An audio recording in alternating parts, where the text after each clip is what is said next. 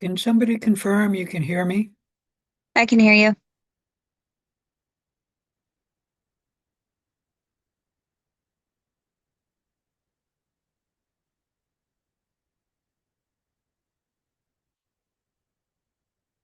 Let me see if I have my volume. Yep. All right. I didn't have the volume on. Well, the computer must apparently switch it. Anyways, can somebody confirm you can hear me? I can hear you. Thank you. Turn that down a little.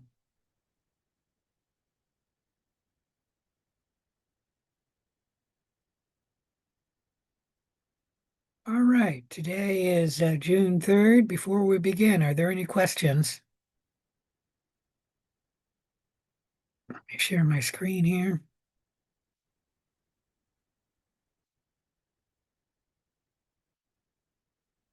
There we go. So today we're supposed to be working on chapter 13, viruses, viroids, and prions. There is no lab today. I will log in for the first 15 minutes to see if there's any questions. If you don't have any questions, you don't need to show up. If you want to listen to the questions, you can always show up. Um, Anyways, I'll be there for only 15 minutes or until the last question is answered if I need to go more than 15 minutes.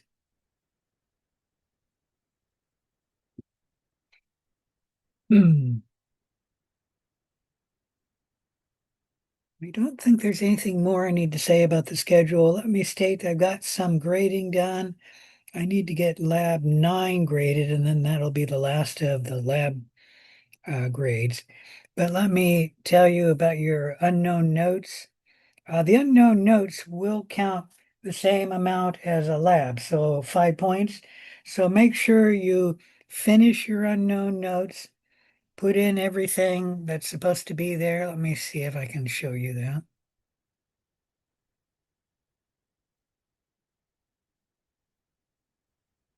Oh, I got the grade book open. Unfortunately, that didn't work open. I've got on the unknown notes page, which is a little slow, what should be there. Like you should have your last results put up. You should have all your results and your conclusions put up. You should have the species under consideration.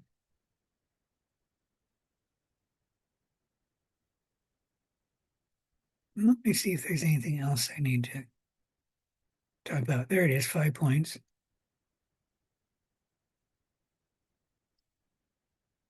You may include your thoughts. You don't need to.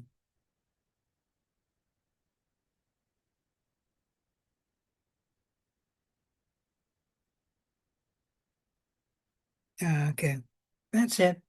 Any questions about any of that? Um, Let me look on the schedule here. Oops, wrong one. Close that down.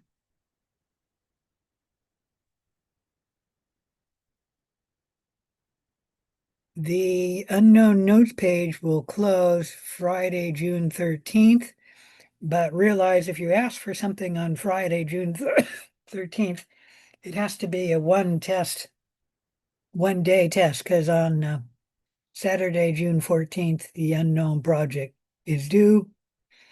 So if you ask for a test on Friday, June 13th, it takes 2 days. I'll tell you, I'm sorry, you're not going to get the results in time. Um, any questions about any of that? So the unknown project is due Saturday, June 14th. If you haven't gotten started on it, you're not going to have time to finish it because it'll take about 2 weeks for you to get it done. All right, let's go to chapter 13. I should close that so I don't accidentally show the grades.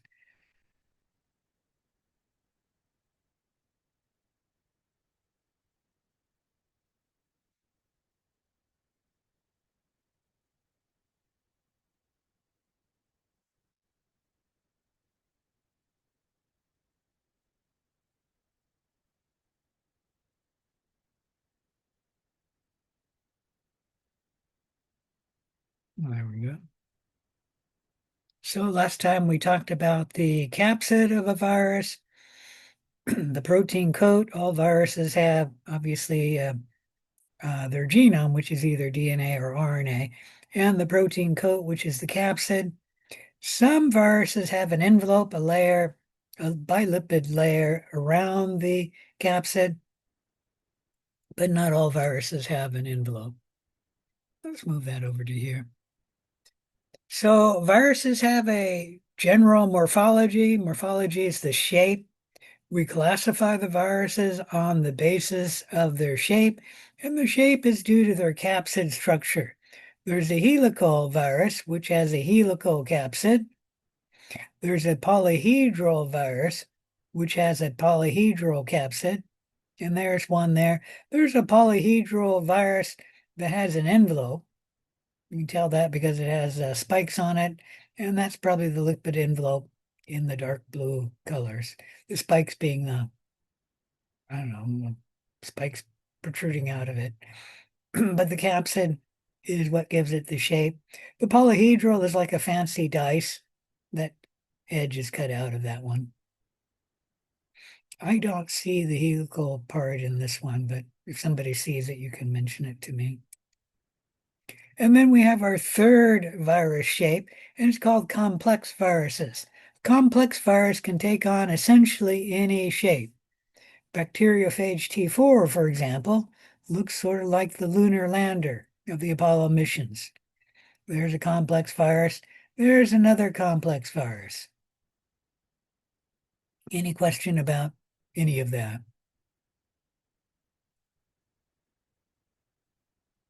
All right, I mentioned T4 is a complex virus.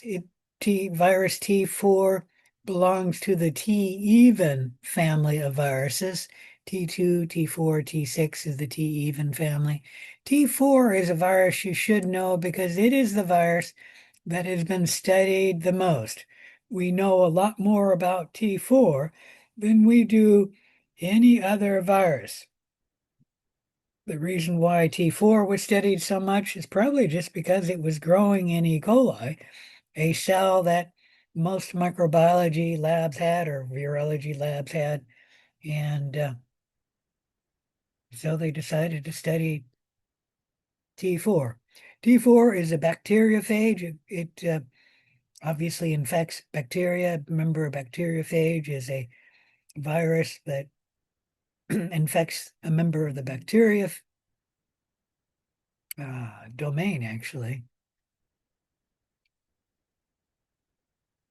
or kingdom. T4 specifically, you don't need to know this, but infects E. coli cells. And there you can see its shape. It has a capsid, which is the protein coat surrounding it. And in this capsid for this virus, we have the head, which contains the genome, the DNA in this case. Part of the capsid is also the sheath and the tail and the tail fibers. So that's part of the capsid. This virus has obviously a large number of capsomeres. There would be at least one for the head, probably two for the sheath, at least one for the base plate, probably one for the pin, and then one for the tail fibers. The virus actually uses the tail fibers to bind to its host cell, and so the ligands or adhesions of the virus that bind to the host cell receptor are on the bottom of the tail fibers, right here, here, and there. This is a naked virus because it has no envelope. With the infection of a virus into an animal cell, it can stimulate the animal to produce antibodies. And when we're talking about a person, we'd say a host, produce antibodies. Antibodies recognize and bind to viral surface proteins. I mentioned before, they bind to molecules we call antigens. Antigens are always on the surface of an agent that's infecting us. So they'd be the surface molecules of the virus. Now, this is a bacteriophage, so it doesn't infect human cells, but I think one of these is poliovirus, not polio. That's the influenza virus. Let's shut that down. So this one would infect humans. The spikes tend to be the outermost molecules, and so they are the antigens, what we recognize when this virus infects us. And the spikes also are the outermost molecules, and so they're the molecules that bind to the host cell receptors.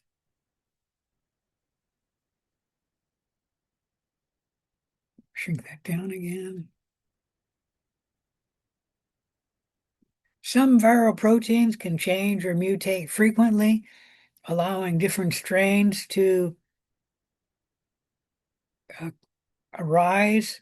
And then these different strains can infect the same individual more than once. Can anyone give me an example of that? A virus that changes rapidly. And so once you get infected with one virus, a different strain can come along and infect you a second time.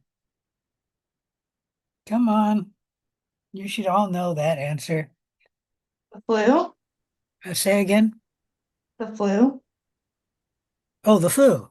Sorry, I just didn't hear it right.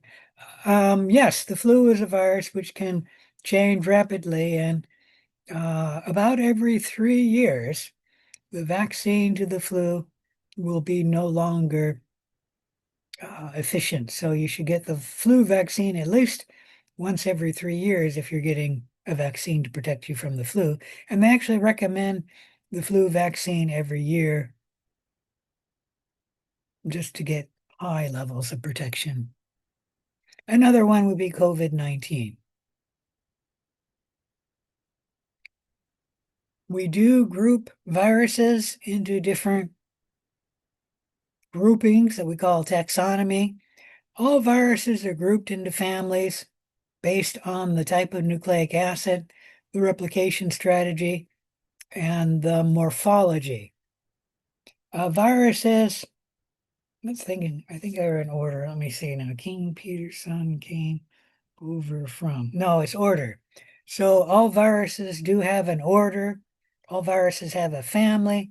All viruses have genuses. All viruses have a viral species. And then viruses have subspecies.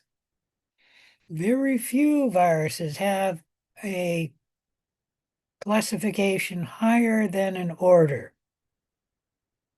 The reason being is that viruses are small. They don't have very many genes in them.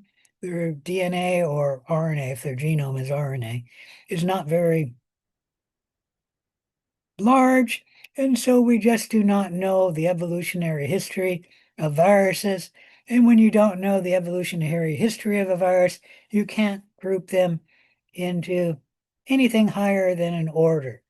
And that's not entirely true because you can group them into the kingdom that they infect. We do group viruses into bacteriophages, viruses that infect the kingdom bacteria or the domain bacteria. And then we group them into plant viruses and animal viruses because they infect either plant or they infect animal cells. So we can group them into the kingdom they infect. But other than that, we don't have, I don't know, like phyla of viruses,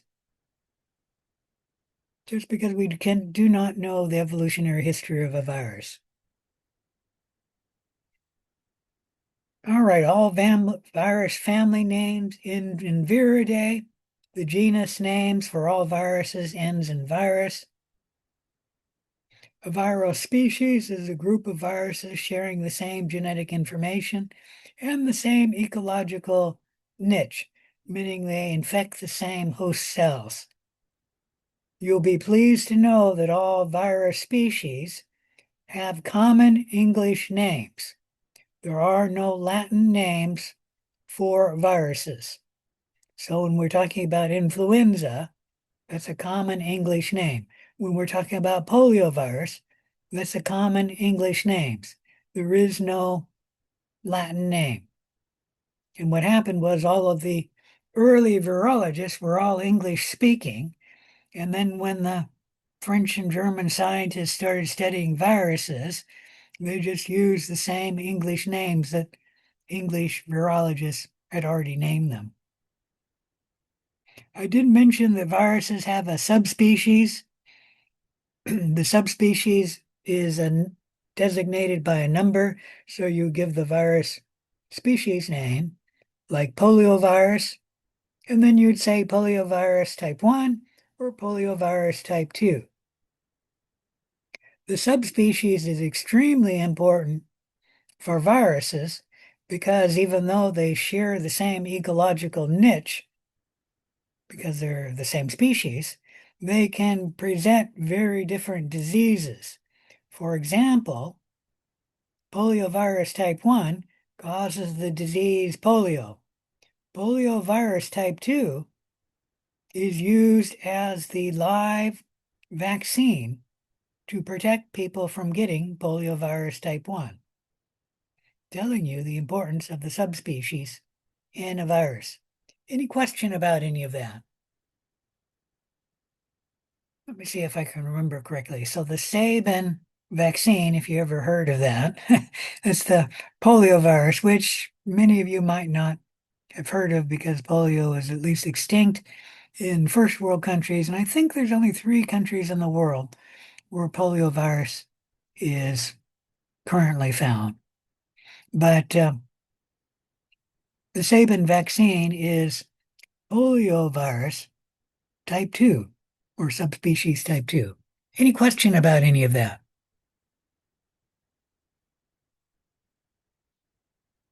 All right, an example of viral taxonomy. The family is herpes viridae, ends in viridae. The genus name for the virus is the simplex virus. The common name would be the human simplex virus. There is another name besides simplex virus for this genus, the human herpes virus.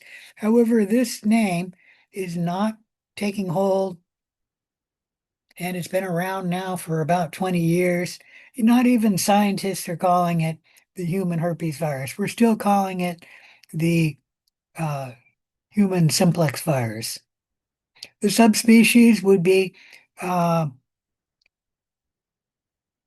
herpes simplex type 1 or herpes simplex type 2. Any question about any of that? Which, if you don't know, cause different diseases. Growing bacteriophages in the lab is quite easy. You just grow them inside bacteria cells. You can make a lawn of bacteria on the plate, and that's why the plate is off-white from the lawn of bacteria. And then you put on a solution containing the virus, and the virus will grow in the grow in the bacteria, replicate, and then the virus will lyse, and not the virus will lyse, the bacteria cell will lyse, and then the virus will be shed from the bacteria cell, infecting neighboring bacteria cells, so that we'll get a plaque forming of bacteria cells that have been lysed by the virus, which, let me blow that up, shows you here.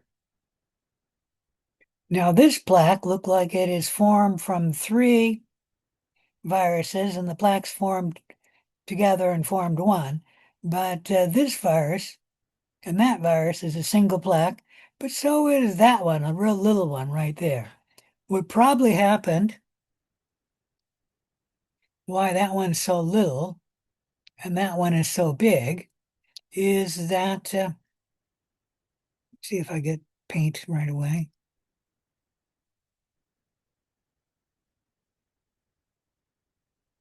The big cell, the big plaque, we'll make it like this,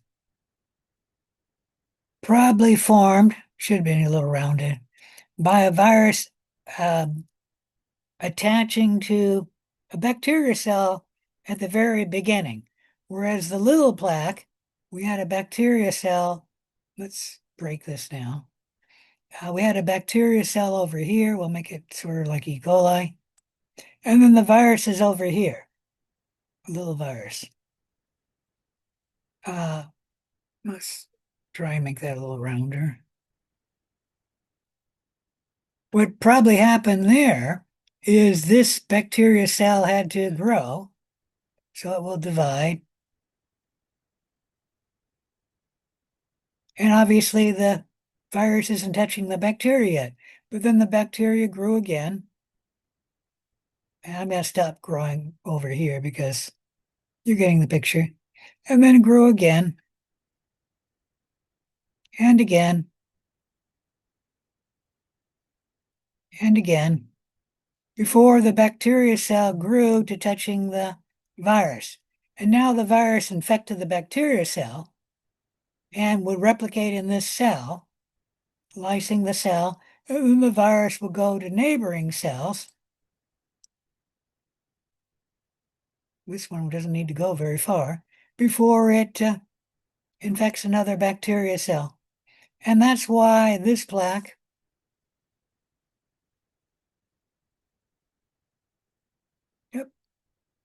went to shut that down. There we go. Why this plaque is probably smaller right there or right there than this plaque right there or there.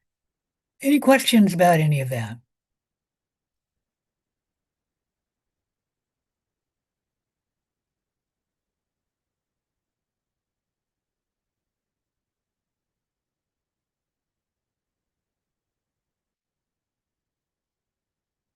All right, viral multiplication happens by the host, the virus infecting a host cell, binding to it, getting inside the host cell, then hijacking the host cell to replicate the virus. The virus genome only has a few genes in it. Most of the genes are involved in viral replication, including the capsid protein genes needed to make new virions. And the host cell supplies the rest of the machinery that the virus needs to replicate the virus. For example, the virus uses the host cell's ribosomes, the host cell's tRNA, the host cell's amino acids, the host cell ATP, and some of the host cell enzymes to replicate the virus. The basic mechanism for viral replication is similar in all species of virus, regardless of what species the virus is, as well as what species the virus infects. Any questions about any of that? All right, bacteriophages, sometimes shortened to phages or phages, are viruses that infect bacteria cell. Bacteriophages have two mechanisms for replicating. There's the lytic life cycle and the lysogenic life cycle. In the lytic life cycle, the host cell is infected, and then the host cell is used to replicate the virus, and then the host cell is lysed, releasing the replicated viruses, but killing the host cell. Any questions about the lytic life cycle? In the lysogenic life cycle, the virus infects the host cell, but then the virus and the host cell live in symbiosis for as long as the virus remains in the lysogenic life cycle, meaning the host cell remains alive as long as the virus remains in the lysogenic life cycle. Any question about any of that?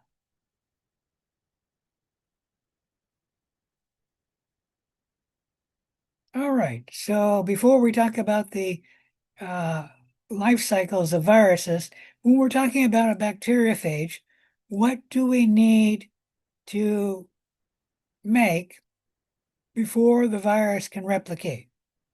So what components need to be made of a bacteriophage before the virus can replicate?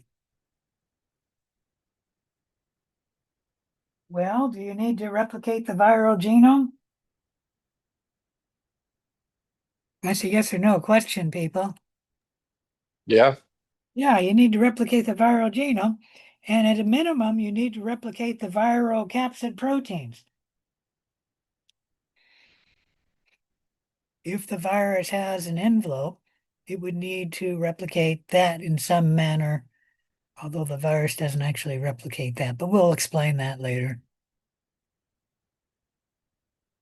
All right, for a double-stranded DNA virus that's a bacteriophage, when it infects a host cell, it has to replicate that viral genome to make copies of itself in the double-stranded DNA viral genome.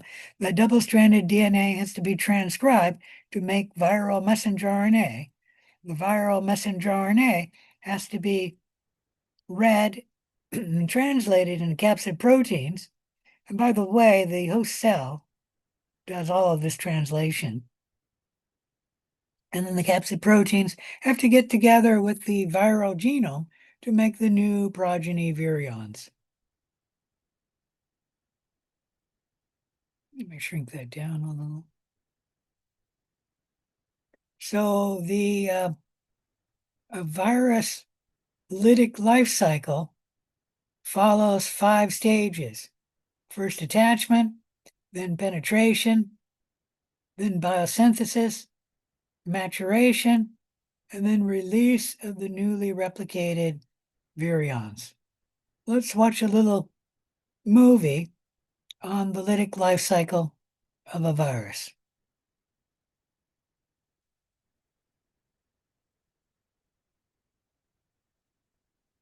I think, First, the phage part. yeah, this isn't going to show you the movie, so let me open another movie and I'll just watch the beginning of it and we'll go through the lytic life cycle.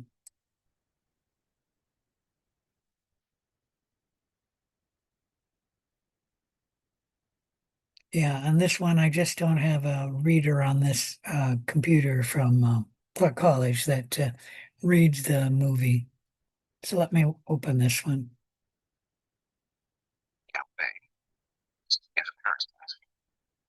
It attacks the host cell and takes over its chemical machinery, making.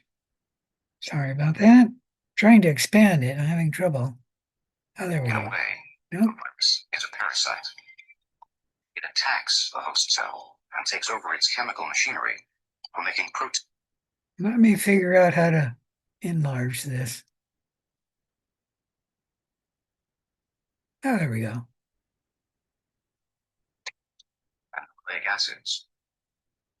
Better understood virus life cycles is phage, a virus which attacks bacteria cells. The phage begins its assault by attaching itself to the cell wall of the bacteria.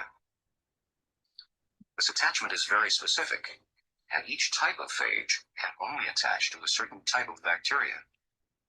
Next, the phage breaks down the cell wall, and a nucleic acid from this capsule is injected through the hollow tail into the cell.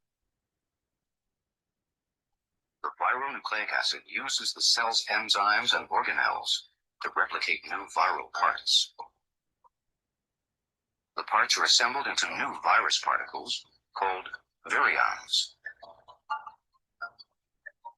Finally, the new phages release an enzyme which weakens the cell wall, and the host cell bursts, releasing virions. Up to 300 new virus particles can be reproduced in a single host cell.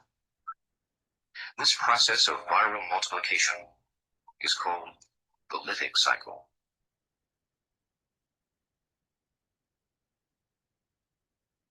Interesting.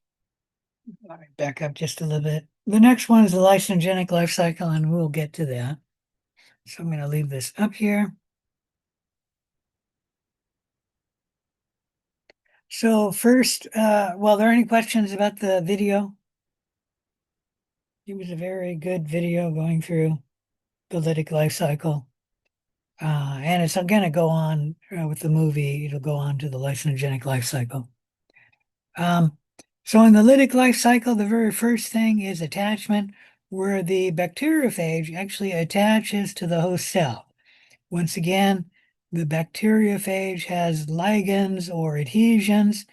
These are molecules, and by the way, a ligand or an adhesion is the same name for the same molecule that binds to the host cell receptor. And then there's penetration, where the phage actually inserts its genome into the host cell. How that happens is the phage lysozyme opens up the cell wall. The tail sheath then contracts, and we saw that on the video. Let me see if I can go through that. I'm going to have to play the movie to see where it is. Stable. Yeah.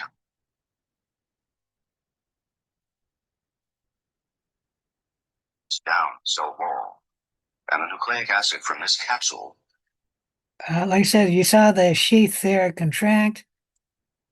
That So- puts pressure acid from this capsule on the contents of the head, and that actually injects the genome of the virus into the host cell, much as putting pressure on a syringe puts what's in the syringe into the patient. Any question about any of that? Let's see where we were.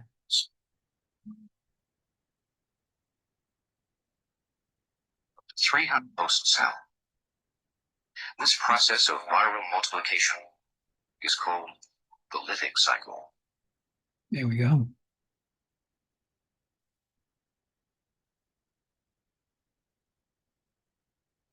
All right. Once the genome is injected into the cell, it then engages in biosynthesis, making the production of viral bacteriophage DNA. In this case, it's a DNA virus, but I'll say replicating the viral genome and then also replicating the viral protein coat, the proteins of the virus. And then there's maturation. This is assembly of the new bacteriophage particles that we call virions. And so you have to put the viral genome into the viral protein coat. And then before that, you have to make the protein coat come together to make the protein coat.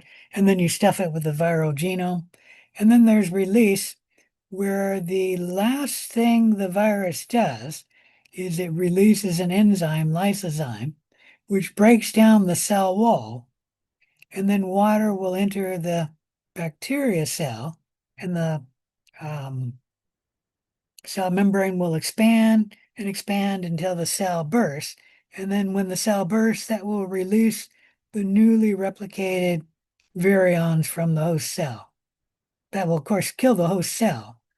And then the new virions, remember, will go out and attach to another bacteriophage. Any question about any of that?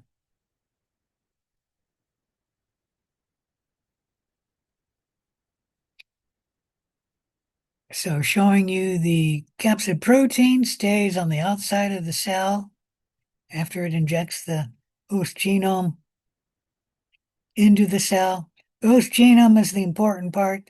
Once the viral capsid has injected its content into the cell, the capsid plays no further part in the viral life cycle or the viral replication. Some terms associated with the viral lytic life cycle is the burst time. That's the time from infection of the host cell to the time where the cell bursts. This averages 20 to 40 minutes. It does depend on the temperature and the species of bacteriophage. And then the burst size, that's the number of newly replicated virions that are released from the host cell. Usually between 50 and 200, but once again, this depends on the species of virus. Any question about any of this? All right, let's talk a little bit about the viral lysogenic life cycle. Upon attachment of the bacteriophage to a virus, attachment of a virus bacteriophage to a host cell, if the virus is a lysogenic virus, one of two things can happen. The lysogenic virus can immediately enter the lytic life cycle, begin viral replication, lyse the host cell, and then release the newly replicated viruses. So that's the first thing. The second thing the virus can do is the lysogenic virus can enter the lysogenic life cycle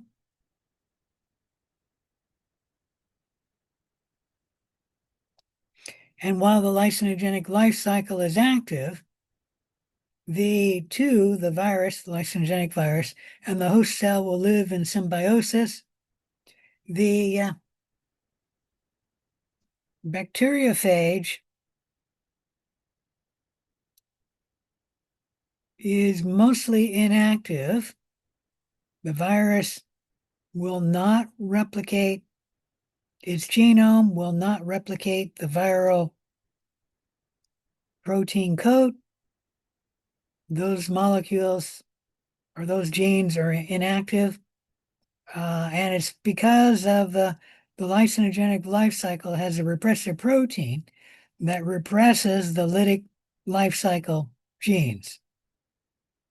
And the bacteria's host cell is termed a lysogenic cell because it has a lysogenic virus within it.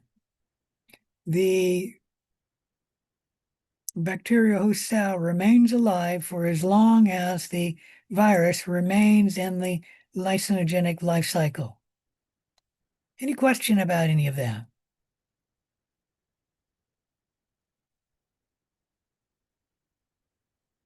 All right, let's watch a little movie on the lysogenic life cycle now.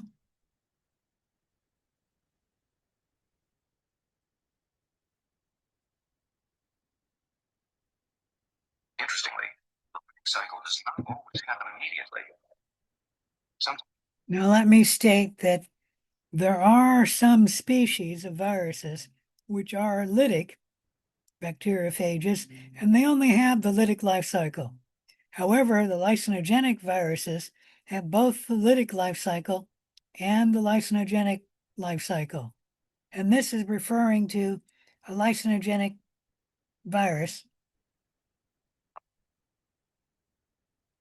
Sometimes, rather than producing virions, phage nucleic acid incorporates in the host cell DNA.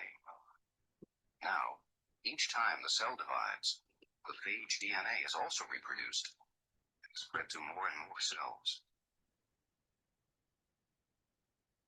Then suddenly, for reasons that are still unclear, the phage DNA activates, and the destructive lytic cycle begins.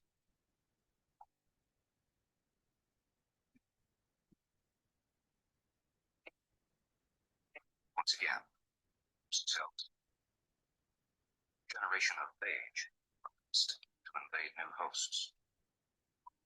Any questions about that video?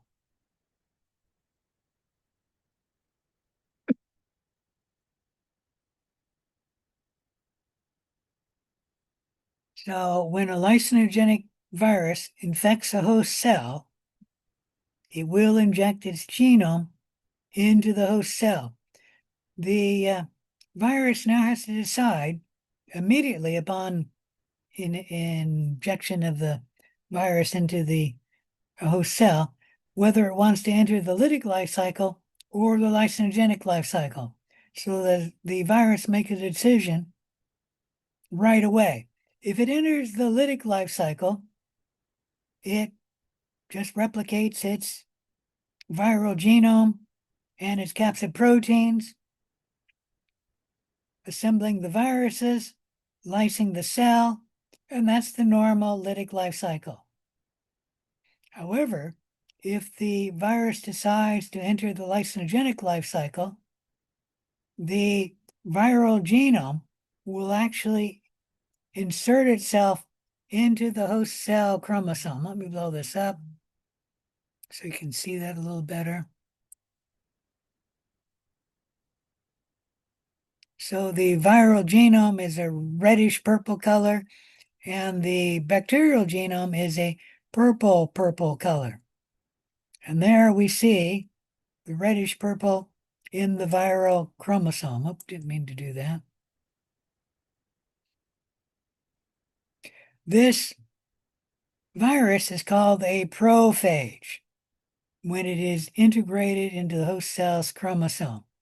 Now, the only time the virus replicates is when the host cell chromosome replicates, and then the host cell will divide. Each of the daughter cells receiving the prophage. So the prophage replicates with the host cell's DNA. And this can go on for many cell divisions where the two, the lysogenic virus and the host cell, live in symbiosis. But every once in a while, the virus will leave the lysogenic life cycle. When that happens, the prophage will be excised from the host cell chromosome, and then the virus will enter the lytic life cycle. Any question about any of that?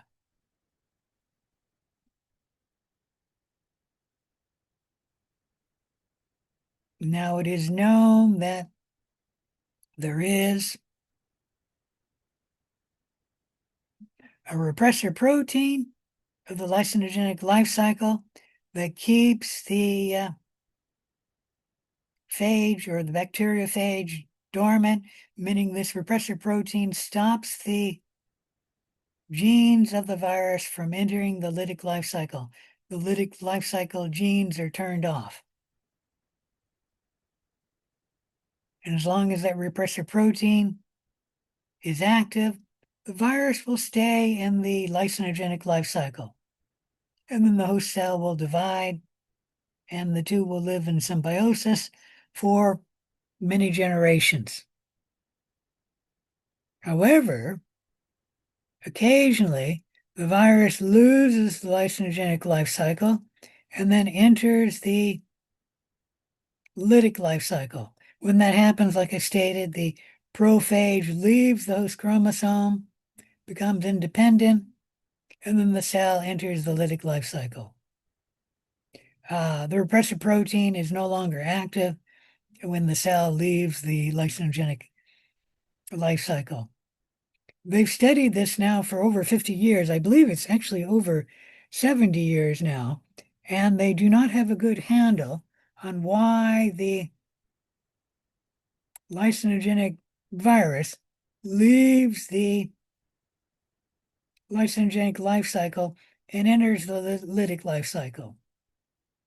They do know that if the DNA of the host cell is damaged, like you expose it to radiation or some mutagen, that the virus will recognize that the host cell is damaged and that it may die, in which case the virus will enter the lytic life cycle and then replicate the virus. So other than DNA damage, it's not known why the virus leaves the lysogenic life cycle and enters the lytic life cycle. Any questions about any of that?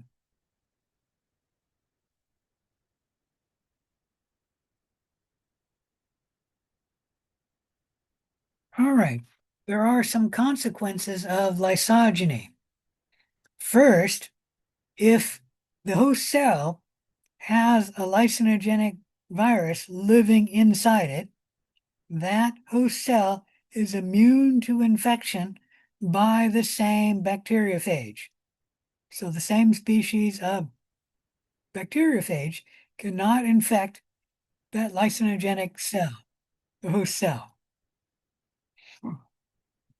Second, the phage can convert the phenotype of the host cell, meaning this host cell here now has new genes being added by the virus.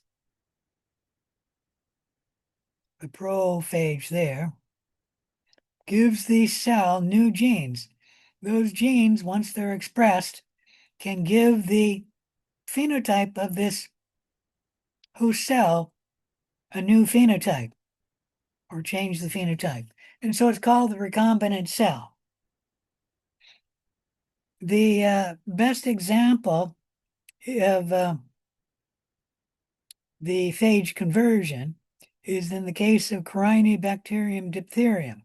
Corynebacterium diphtherium does not produce the Corynebacterium diphtherium toxin unless the bacteria is infected with a lysogenic virus carrying the toxin of Corynebacterium diphtherium.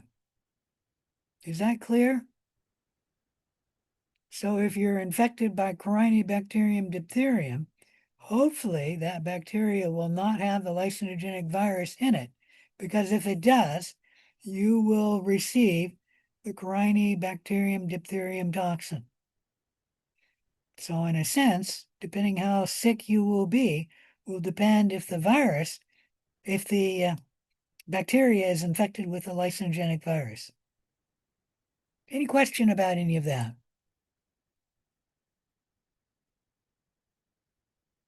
All right, enough about bacteriophages. What about the multiplication of animal viruses? These are viruses which infect animal cells. Animal viruses follow the same basic pattern of virus multiplication, but there are several differences. Like there's differences of attachment. The virus has to attach to the cell membrane. There's a little difference in penetration. It's easier to infect a animal cell because an animal cell doesn't have a cell wall, and a bacteriophage has to go through the cell wall. Penetration of the animal cell will happen either by endocytosis or by fusion. We'll talk about those in just a little bit. Encoding's pretty much the same. Biosynthesis, also pretty much the same. Maturation, pretty much the same. And then release can be different or can be the same. There are some animal viruses which follow the lytic life cycle, and they are released by rupturing the animal host cell that's infected by the virus.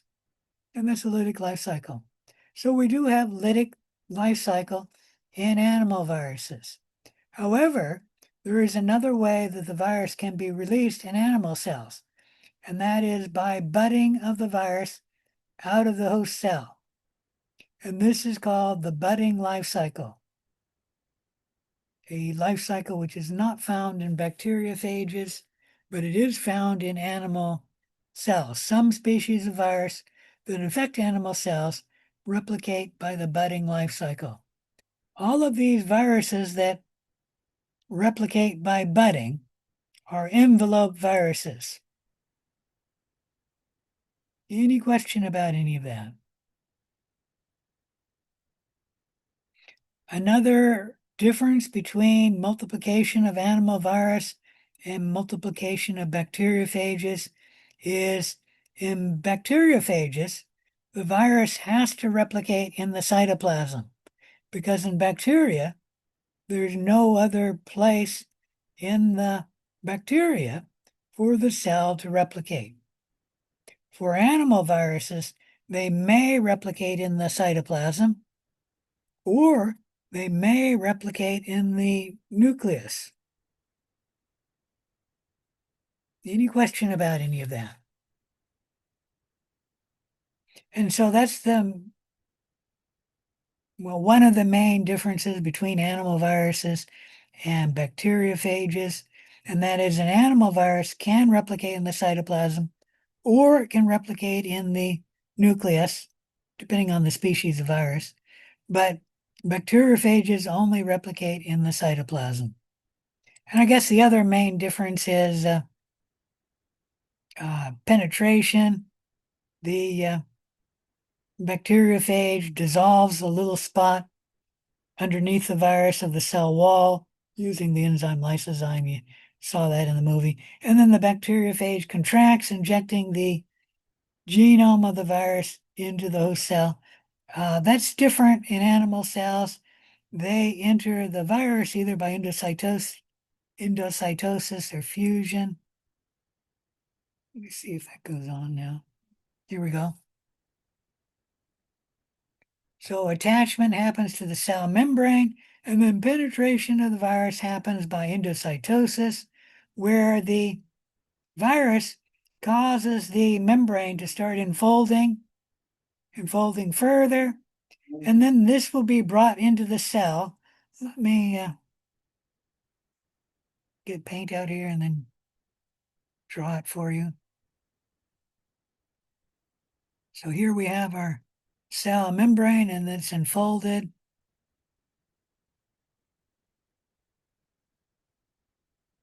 And then the virus is in this here. Well, this can pinch off.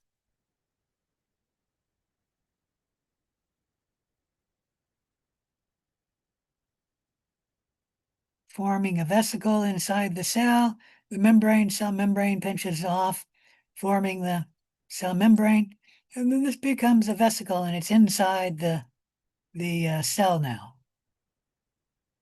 And that is by endocytosis, where something outside forms a vesicle, which then brings the virus into the cell.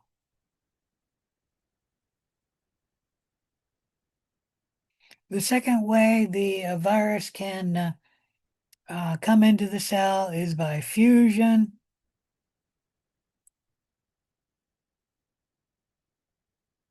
Let me see how does this work. I gotta erase this.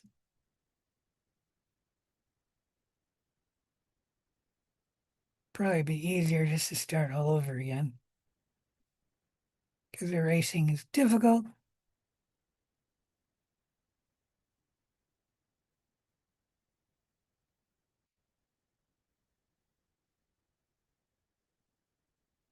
I'm gonna start all over again.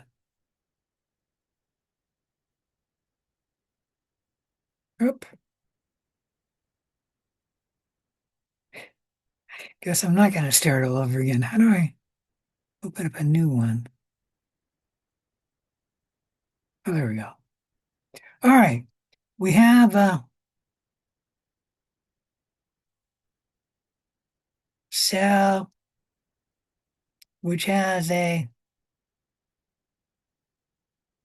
double membrane lipid bilayer, which we call the cell membrane.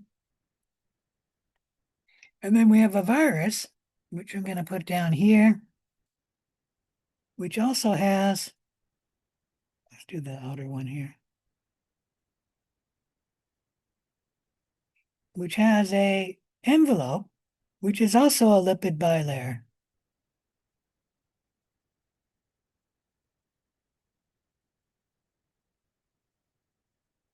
The envelope can fuse to the cell membrane.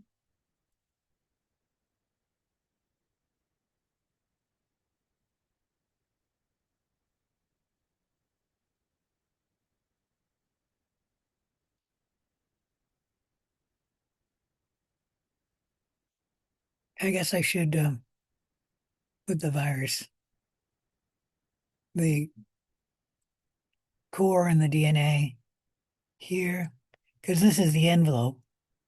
Yeah, let's see if I can draw that right.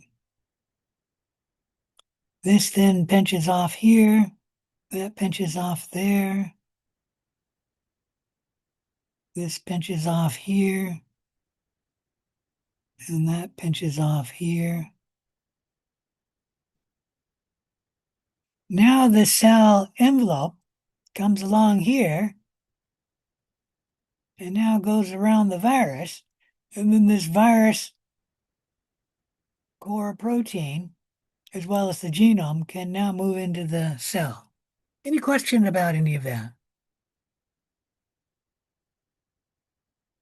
And that's fusion of the virus envelope to the cell membrane. If you have an older version of the textbook, it did say that penetration instead of by endocytosis was called pinocytosis. That is incorrect. It's actually endocytosis. And this is showing you basically endocytosis.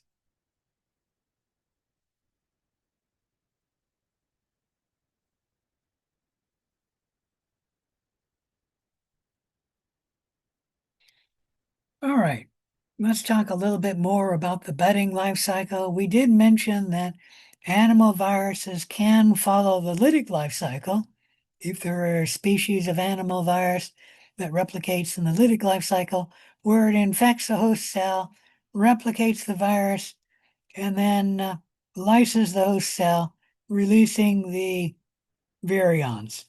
I think many of the human cold viruses follow the lytic life cycle. And then there are viruses which replicate following the budding life cycle. HIV-1 and HIV-2 follow the budding life cycle, as well as every herpes virus. So what was another example? Chickenpox follows the budding life cycle.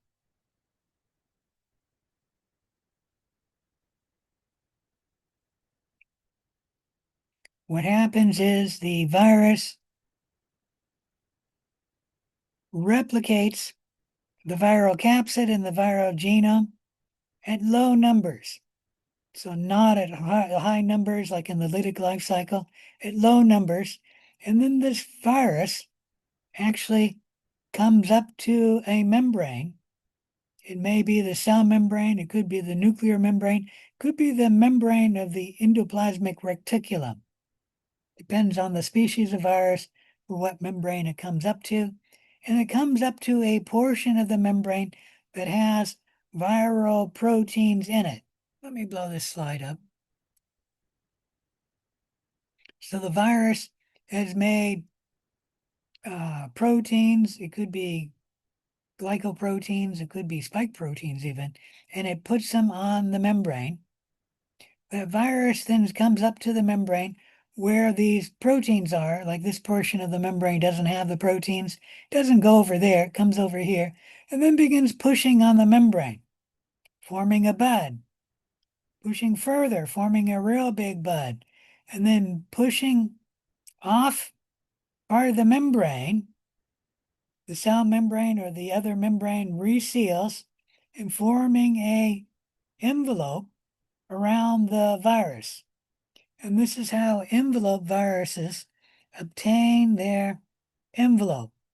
The envelope is actually a portion of a membrane of the host cell. It could be the cell membrane, like right here, or it could be the nuclear membrane, or it could be the membrane of the endoplasmic reticulum.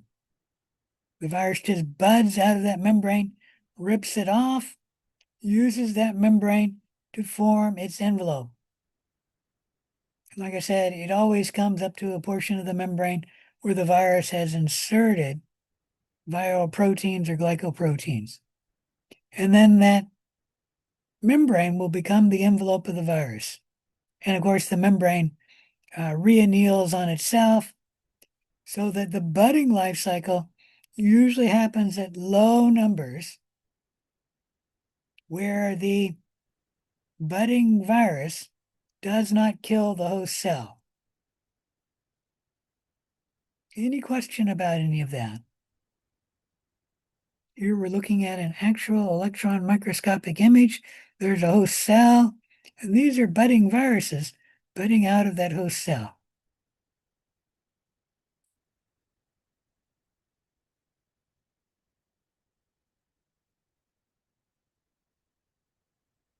All right, so different viruses have different genomes. We have viruses that have double-stranded DNA for their genome. We have viruses that have single-stranded DNA for their genome. We have viruses that have double-stranded RNA for their genome. And then we have viruses that have single-stranded RNA viruses for their genome. Remember, if we're talking about single-strand RNA genome, you need to state whether it's a positive single-strand RNA virus or a negative single-strand RNA virus. Each of these viruses has to have a slightly different mechanism for multiplying and biosynthesis because they have a different genome. Any question about any of that? For example, if you want to replicate the double-stranded DNA, you just separate the two strands of DNA, use one strand to replicate the other strand, and you've now made a copy of the viral DNA. For single-strand DNA, you use one single-strand DNA to make the corollary single-strand DNA, and then you use the corollary strand single DNA to make the genomic DNA. For double-strand RNA, you just separate the two strands of RNA to use one as a template to making the other strand of RNA. For single-strand RNA, once again, you make the corresponding RNA and then use that corresponding RNA to make the genomic RNA genome. Is that a little confusing? We'll talk a little bit more about that as we go along. For DNA viruses, this slide is showing you the number of DNA viruses that infect humans and cause disease. There's 7 of them. 1, 2, 3, 4, 5, 6, 7. We've talked a little bit about herpes viridae. We've talked a little bit in this class, not much, about smallpox. It's in the Poxviridae family. We're not going to talk about the Papilioviridae family, the Polyviridae family. The Adenoviridae family I will talk a little bit about because this is one of the families that causes the human colds. So this family of DNA viruses actually causes the human colds.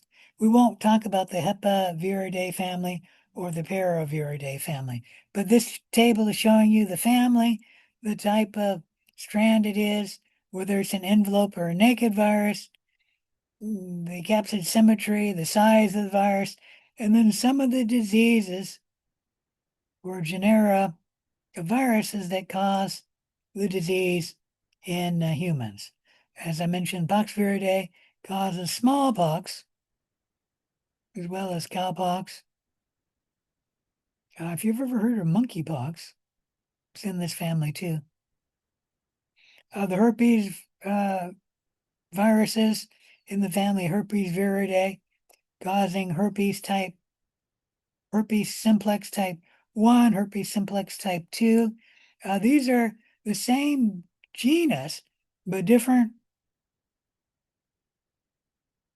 subspecies, and they usually give different symptoms. Type 2, genital infections. Type 1, mostly cold sores. Some other members of the family include roseola,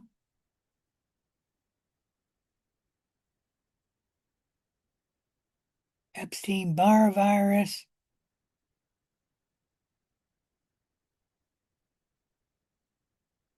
and chickenpox. Any question about any of that? Adenoviridae, the only one we're going to talk about is there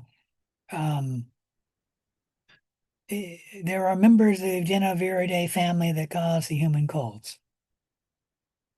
You do not need to memorize this table. I'm just showing you the DNA viruses that cause human disease.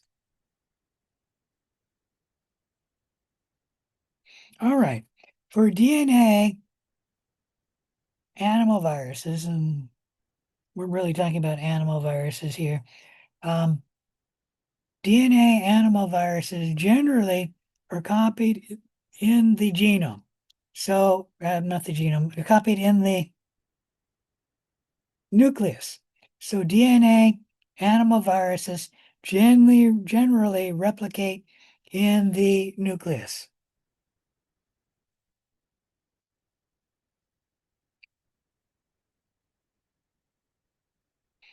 There is one exception, you don't really need to know it, is that the pox family of viruses are DNA viruses, but they replicate in the cytoplasm. Every other DNA virus that I know of replicates in the nucleus.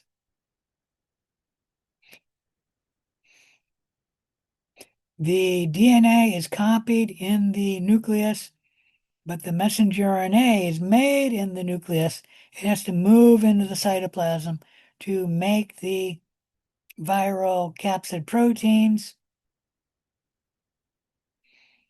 And the viral capsid proteins are made using ribosomes and host machinery and other host enzymes to make the capsid proteins. Once the DNA enters the host nucleus, one of two things can happen. If it's a lytic virus, the viral DNA can be expressed, the viral DNA can be copied, the viral DNA can be transcribed into viral messenger RNA. The viral messenger RNA can then move into the nucleus, not the nucleus, cytoplasm, out of the nucleus, into the cytoplasm to make the capsid proteins.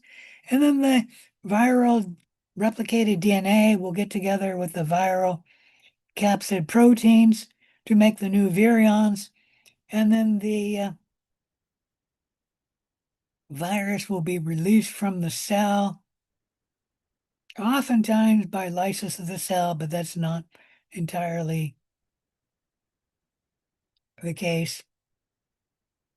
Or the viral DNA, once it enters the host cell, it can join or recombine with the host cell chromosome. If it joins with the host cell chromosome, we don't call it a prophage because the term phage refers to a bacteriophage. So we call it a provirus. Any questions about any of that? So when the DNA of a bacteriophage enters the host cell chromosome, it's called a prophage. But when the DNA of an animal virus enters the host cell chromosome, it's called a provirus. Another difference with the DNA animal virus that enters the host cell chromosome, once it enters the host cell chromosome, that provirus will remain permanently with that host cell DNA, meaning the chromosome, for as long as the host cell is alive. So if the virus DNA enters the chromosome, that cell will always contain the viral DNA for as long as that host cell is alive. And then the DNA can be replicated when the DNA of the host cell is replicated. However, the DNA can also make copies of itself, of the virus, and then replicate the virus. Multiplication of a DNA viruses, producing, how do we produce new virions? Let me blow this up. So first you have to replicate the DNA. So I'm just gonna talk about double-stranded DNA virus genome. You simply take two strands of DNA, separate it, and then use one strand to make the other strand of DNA, and then you get replicated DNA. You also have to transcribe the viral genome to get viral messenger RNA, translate the viral messenger RNA to make viral capsid proteins, and then the capsid proteins has to come together with the viral replicated genome to make the new progeny virions. Now remember, in animal viruses, normally the DNA animal viruses is replicating in the genome, but the viral capsid proteins are being made in the cytoplasm. So these have to come together to make the newly replicated virions. Oops, that's not right. Any question about any of that? Let me see if I can shrink this down here. Nope. I'm gonna have to end the show because that's too big. I'm not seeing everything. I can't seem to scroll it down either. Ah, come on.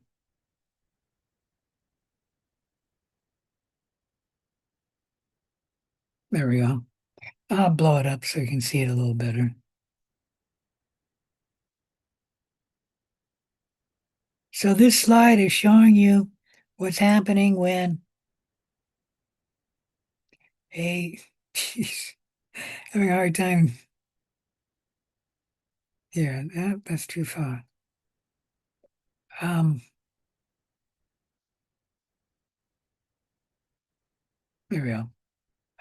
Multiplication of a DNA virus in more detail. The virus binds to the host cell membrane and then fuses with, if it's an envelope virus, it can fuse with the cell membrane, or it can be brought into the cell by endocytosis. The capsid protein has to be removed from the viral genome, which in this case is double-strand DNA. Let me scroll down just a little bit. The viral DNA, too far, can be transcribed into a viral messenger RNA. The viral messenger RNA will move into the cytoplasm. The viral messenger RNA will be read by the ribosomes and the tRNA to make new capsid proteins. And in this sense, all of the machinery is happening from the host cell. None of the machinery making the capsid proteins is from the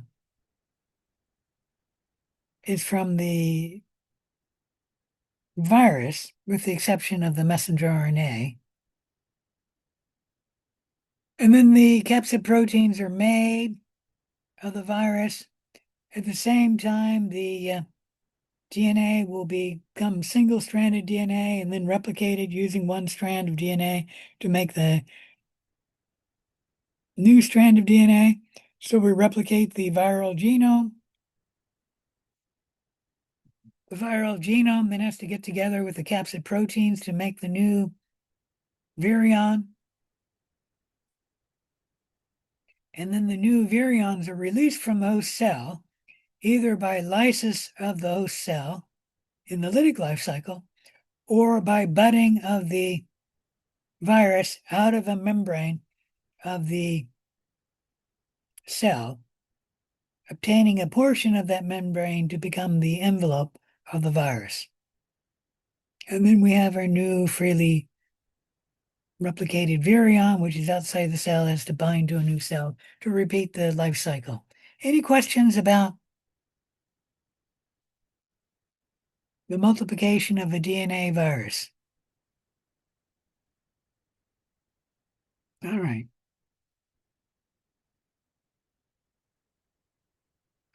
This family is showing you the RNA family of viruses. You don't need to know the RNA family of viruses that cause human diseases.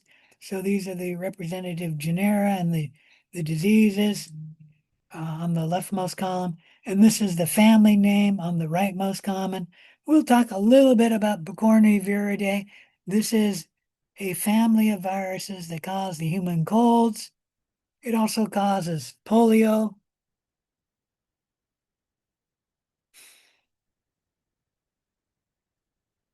A few other diseases like hepatitis A. This is a very large family, and the family is very diverse. There's very different signs and symptoms from the human cold than from polio or even hepatitis A. The family Coronaviridae is a very diverse family, and it is the family of viruses that cause the most human colds. Remember, there are 3 families of viruses that cause the human colds. We've already mentioned one. The DNA family of viruses causing the human colds is Adenoviridae, and then there's the Picornaviridae family. This is an RNA genome or RNA virus. And then the 3rd family of RNA viruses which cause the human cold are Retroviridae. No, not Retroviridae. Coronaviridae. Coronaviruses. Long before COVID-19 hit the human population in 2019, coronaviruses were well known because they are the 2nd most common cause of the human cold. So Coronaviridae cause the human colds, COVID-19, a few other diseases. So we'll talk a little bit about Coronaviridae. We won't talk about herpes. Well, we've already talked about, no, that's not herpes, that's herpes viridae. We won't talk about that virus. We won't talk about Astroviridae, Togoviridae, Flaviviridae. We will talk a little bit about Coronaviridae. We'll talk about Retroviridae. Paramyxoviridae, you should know a little bit about that one because that causes common childhood human diseases like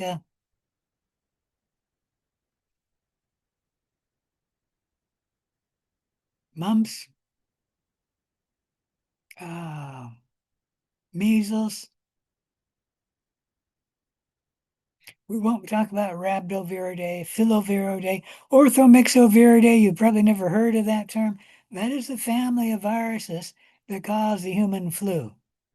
Bunnyviridae, Arenoviridae, and Rioviridae. We won't talk about any of those. Once again, the strand type, whether the virus is enveloped or naked, capsid symmetry, the size, and you don't need to memorize this table. We'll only talk about a few of these viruses. Here we're looking at some RNA animal viruses. You can note they have different shapes, sizes, and I don't know, complexity.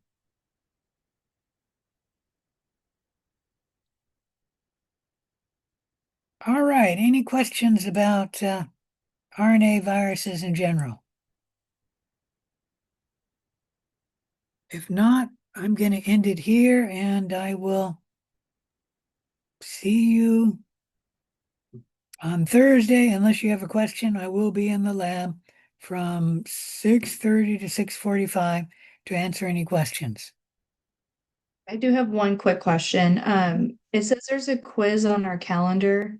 Is that a real quiz or is that for your grading purposes? There is no quiz. Follow the syllabus. Don't Okay. follow the calendar. If there's Okay. a quiz on the calendar, what does it even say?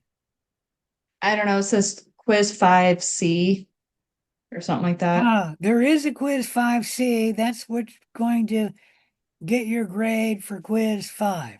So it Okay. is something that has to be done, but you don't need to do it. You've already taken quiz 5.